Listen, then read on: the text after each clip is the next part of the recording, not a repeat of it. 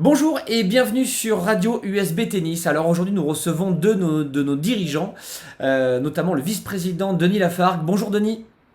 Bonjour Guillaume, bonjour. Et David Vrel-Nagel. Bonjour David. Bonjour Guillaume. On va parler de deux trois thèmes ensemble. On va faire un point sur l'actualité du club, sa fermeture. Je pense que les gens ont envie d'écouter un peu et de vous entendre sur ce qui se passe aujourd'hui et ce qui peut se passer demain. On va parler un peu aussi avec Denis, parce que ça fait longtemps qu'il est au club, de l'identité un peu du club et ce qu'il en pense. Et on fera à la fin un point sur le projet du club, l'avenir du club, avec la vision de David sur ce projet et sur le tennis. Alors, on va revenir avec Denis. Bonjour Denis. Est-ce que tu peux nous parler un petit peu, alors les mesures prises par le gouvernement, la fermeture du club obligatoire, les réinscriptions, voilà, quel délai et on en est où aujourd'hui ? Écoute, on en est que, mais pour l'instant, on suit bien sûr les événements au niveau de ce virus. Donc depuis le 14 du mois de mars, le club est fermé. Et nos éducateurs et moniteurs sont prêts, bien sûr, à retravailler dès qu'on pourra avoir l'autorisation d'ouvrir le club. Donc le club est fermé là depuis un peu 3 semaines. Ça fait 3 semaines. 3 semaines et je pense que dans vos réunions que vous faites, vous êtes prêt à démarrer dès qu'on va avoir le feu vert, on redémarre les écoles de tennis dès qu'on a le feu vert. Ce que je peux rassurer tous nos adhérents, c'est que grâce aux réseaux sociaux, tous les gens motivés, tous les membres du comité directeur, on s'active derrière pour justement prévoir ce redémarrage. Mais on attend tout, bien sûr. En tout cas, on fait tout pour que le club redémarre dans de très très bonnes conditions. D'accord, mais en tout cas ça nous rassure, merci Denis d'avoir dit ce petit mot. Mais du coup, ça c'est peut-être l'occasion un peu de revenir sur le club. On a envie de savoir un peu de votre part à vous, dirigeant du club, quel est votre... c'est quoi l'identité du club du Bouscat aujourd'hui ? Cette année, on a atteint un chiffre au niveau des adhérents, les 1200 adhérents. Déjà, on est le deuxième club sur la Ligue de Guyenne. Et surtout, on est quand même un des grands clubs français au niveau de la formation. Je rappelle qu'on a 750 enfants. Une école de tennis, oui, par rapport en France, on est dans... Bon, bien sûr, il y a certains grands clubs parisiens qui ont aussi des grosses structures comme nous, mais on est dans les 5 clubs français sur le plan national. On a 2 équipes en national aussi, nous avons filles et garçons. Alors là, c'est la partie formation, la partie sportive. On a 2 équipes qui malheureusement cette année ne pourront pas faire le championnat nationaux. L'équipe 1 masculine qui est en national 4 et l'équipe 1 féminine qui est en national 3. D'accord. Et sans compter aussi toutes les autres équipes. On a quand même 10 équipes qui représentent le Bouscat sur le plan régional, sur le plan Ligue et sur le plan national avec nos 2 équipes feront. Alors je rappelle qu'on a dans la structure 650 enfants en école de tennis et c'est très important pour nous. Est-ce qu'on peut revenir peut-être sur cette identité qui fait le club aussi, sur la convivialité, le côté familial ? Est-ce que c'est la force du club ça ? C'est aussi notre grande force parce que on a un turnover qui est très très faible. C'est-à-dire que les gens apprécient nos structures, apprécient notre accueil, apprécient beaucoup de la convivialité. Et aussi, bon, il n'y a pas que la compétition, il y a aussi le loisir. Et ça, c'est par rapport à d'autres clubs que je connais, on est quand même très fort à ce niveau-là. On peut s'améliorer, parce qu'on a quand même des projets. On a des projets pour notre club. D'accord. Bah alors, justement, tu me fais faire la transition parfaite avec le 3e thème qui est sur le projet du club. Et alors, peut-être avec David, un peu plus sur David. Toi, tu as un enfant au niveau du club qui est dans les meilleurs français aussi, il faut le savoir. Est-ce que tu peux, toi qui as tourné un peu dans les clubs, circuits européens, etc., chez les jeunes, nous donner un peu la vision que tu as du tennis et celle que tu veux mettre à l'intérieur du club au niveau d'un vrai projet peut-être de restructuration? C'est quoi ta vision un petit peu par rapport à ça, David? C'est vrai, Guillaume, qu'à force de se balader dans les clubs un petit peu partout en Europe et même un peu plus loin parfois, on se rend compte on a un sacré club et que le constat, c'est que le club est bien, il est familial, il est convivial et tout, mais il y a quand même, et c'est ça qui est assez sympa dans le projet, c'est qu'il y a une perspective d'évolution qui est assez sympathique de par le nombre d'adhérents, de par la ville de Bordeaux qui est une grande ville, de par tout ça. Ce qui fait qu'on a fait un petit constat avec toute l'équipe du comité directeur en se donnant des objectifs à court, à moyen, à long terme. On a déterminé grosso modo 3 gros chantiers. Le premier gros chantier aujourd'hui, et c'était un petit peu les fondamentaux qu'on a dû retravailler un petit peu, c'était une restructuration salariale qui est en cours puisque Laurent Shepard, qui était directeur sportif, va devenir directeur du club, avec toute une restructuration au niveau des salariés, de l'école de tennis et du libéral. Le deuxième gros chantier, donc ce chantier-là est déjà lancé, il va être mis en place à partir de septembre. Le deuxième gros chantier, c'est un chantier structurel à court, à moyen, à long terme. De gros chantiers sont lancés. Alors, dans un premier temps, le restaurateur, on a souhaité installer un vrai restaurant, puisque c'était un petit peu notre point faible, même si Rémi, qui nous accompagnait depuis pas mal d'années, était très très très bien. On avait besoin d'avoir un vrai restaurant et pas seulement un restaurant de club. Ce qui fait que le restaurateur est en travaux d'ailleurs en ce moment. Donc vous aurez toutes et tous, à la rentrée, la bonne surprise de voir que le restaurant est en pleine installation en ce moment. J'y suis passé vite fait puisque j'habite à quelques centaines de mètres. C'est assez sympa ce qui va être fait. Donc la restauration va être mise en place.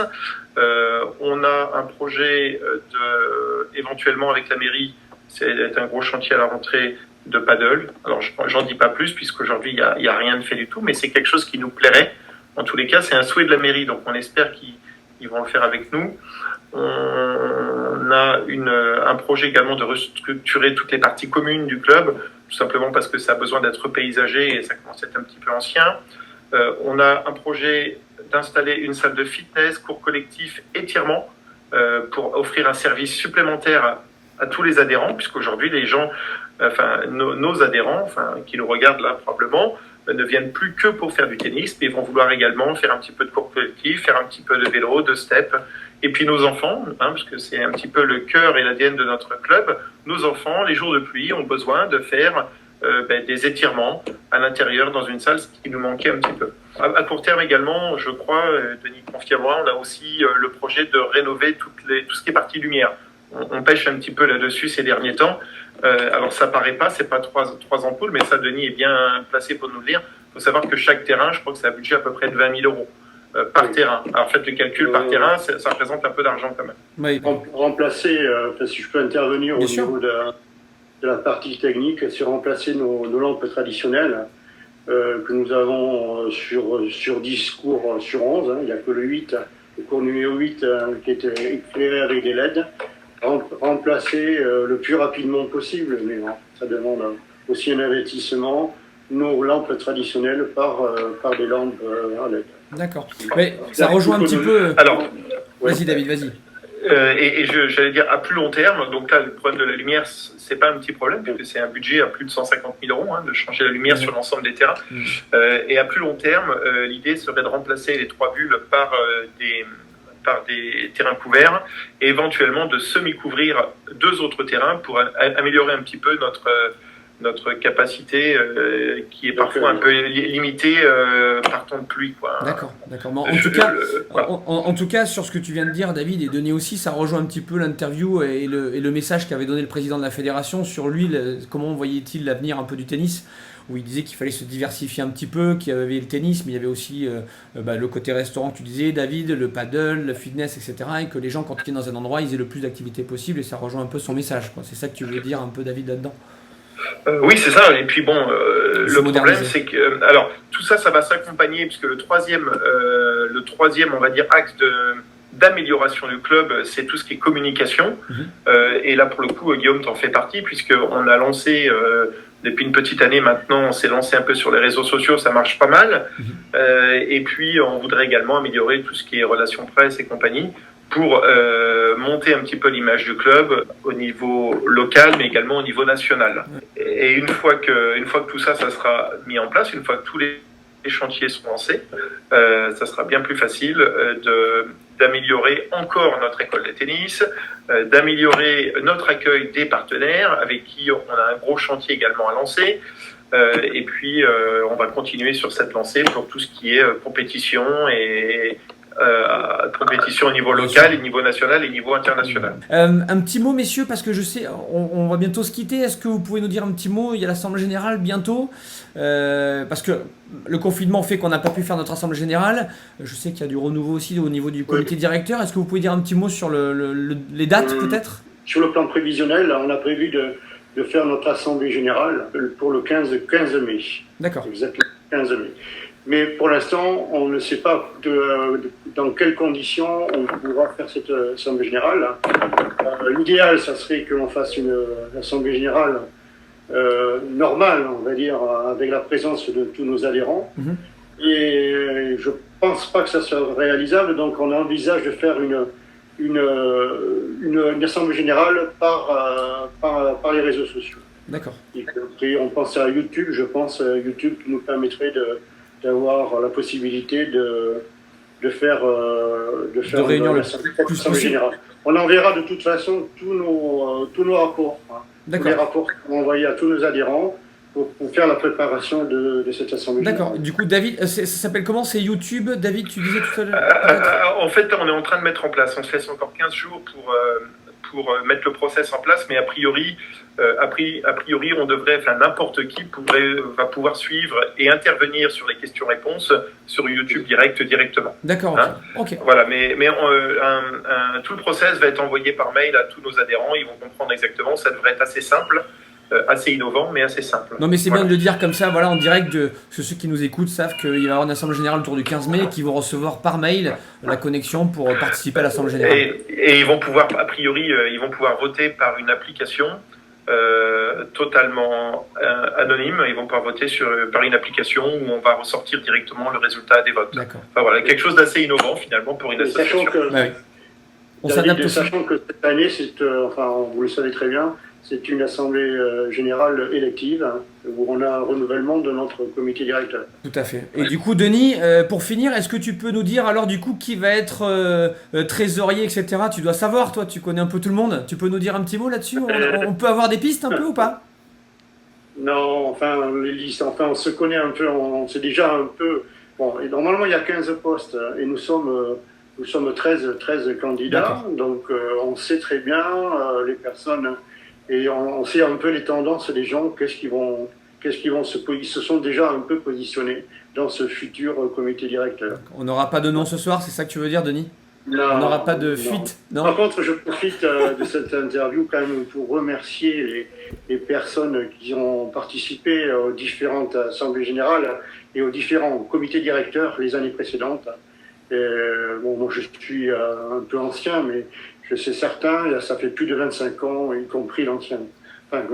Panayotis Grégoriou, président, qui pendant 25 ans s'est rendu très utile pour la vie de notre association. De toute façon, on remercie tous les bénévoles, tout le temps, les salariés, les adhérents, etc. C'est eux, c'est tout cet écosystème qui fait un club et l'histoire d'un club. Oui. On a interviewé des joueurs aussi, Florent Serra, bientôt Olivier Malcor, qui ont participé à cette histoire. Je pense à Patrick Labaziou aussi, qui a été prof il y a quelques années, qui a formé de grands joueurs aussi au club, Laurent le directeur. Mais voilà, en tout cas, je vous remercie beaucoup, messieurs, d'avoir participé à cette petite radio et d'être venus nous voir. Je vous souhaite une bonne soirée, bon courage. Un dernier petit mot peut-être, ou si vous avant de partir ou... Non, mais c'est pour dire vive le club, vive l'USD. Tous les amoureux du tennis comprendront ce message. Si vous aimiez le club avant ben restez parce qu'après il va vraiment être super, quoi. Ça vaut le coup de venir nous voir en septembre parce qu'on a besoin des réinscriptions aussi. Ouais. Faut être clair. Voilà. Et de rester dans l'aventure. En tout cas, moi j'ai un petit message. Exactement. Dernier message aussi, c'est de rester chez vous et de prendre soin de vous en ce moment pendant ce confinement. Moi je vous dis à demain pour un nouveau rendez-vous. Et puis messieurs, à très bientôt j'espère sur le terrain de tennis et dans les réunions. Voilà, à très bientôt. Merci beaucoup d'être intervenu. Merci Guillaume. À bientôt, Merci. bye bye. Ciao. Merci Guillaume, merci David.